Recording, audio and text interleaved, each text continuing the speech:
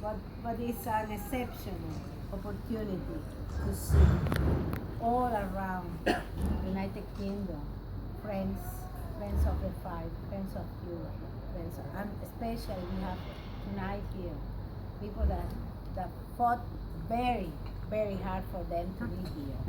And we want to thank you from the bottom of our hearts for all the work you have done. Mostly we are family here. This is the Cuban Embassy. Thanking you for all your work, effective work, which is important, no? And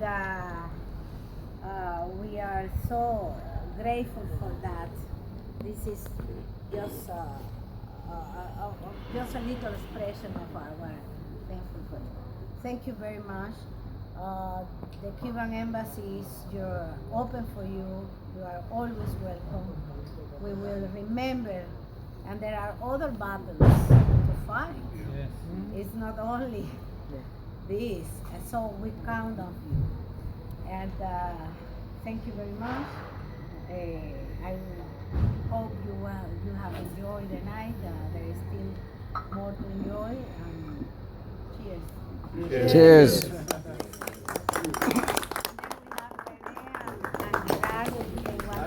I just want to say that Rene wants to say something. En un momento. I forgot, boss. I forgot. You're asking me to say something. Stick to the script. We have some.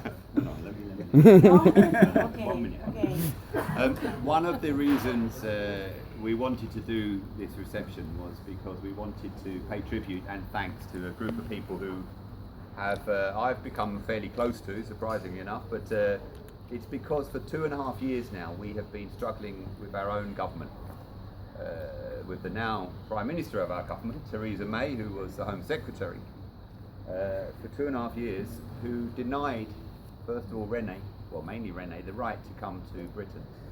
And when he was first invited in 2004 for the International Commission of Inquiry, which we held in London, and I remember Adri and Olga and Ermita were here, they stopped him from coming, and it was a terrible, terrible time for us because, of course, Rene had only recently returned to Cuba and was due to be the main witness in that international inquiry.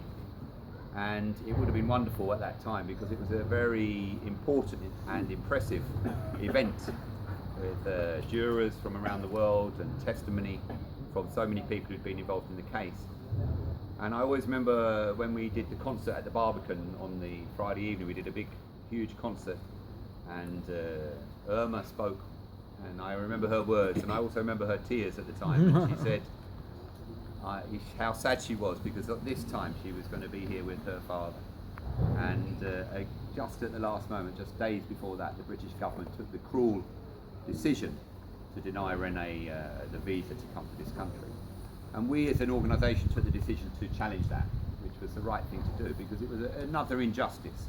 Perhaps Britain and all our trains wasn't the first place particularly you wanted to come to, but for us it was another injustice in this ongoing case. And we were very fortunate because we have a small contact with Michael Mansfield, and we contacted Michael Mansfield, who's a very eminent barrister here in the UK, and he immediately found us some of the best barristers, I believe, we have here, and they're here tonight, Mark McDonald and Shivani Jegarajah, who immediately took up the case, and alongside their colleagues, Stephen Knight from Mansfield Chambers, and also Mohamed Elmaazi, and many others who worked with them.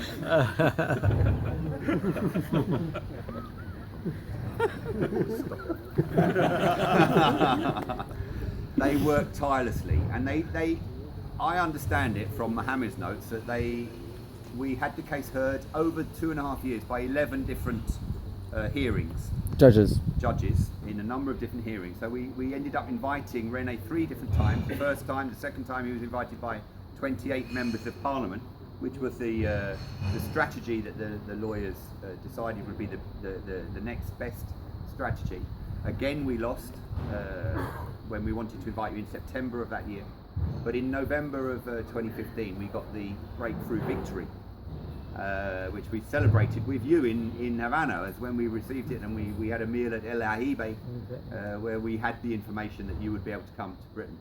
But even then, when we arranged the parliamentary meetings and this programme, the British government still fought to stop you from getting the visas in time for the parliamentary meetings.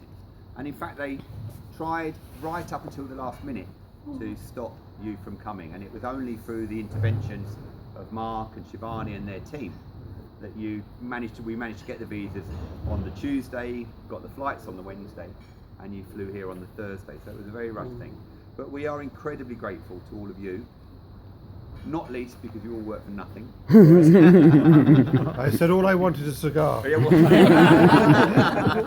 Well, your wish is constant. But I understand from the lawyers, the case is more important than just a visa. It has constitutional relevance here. But I would like to thank you all from the bottom of my heart, and I'm sure you will be thanked tremendously here. But if one of you wanted to say just a few words, we would be very pleased to hear from you. Shivani.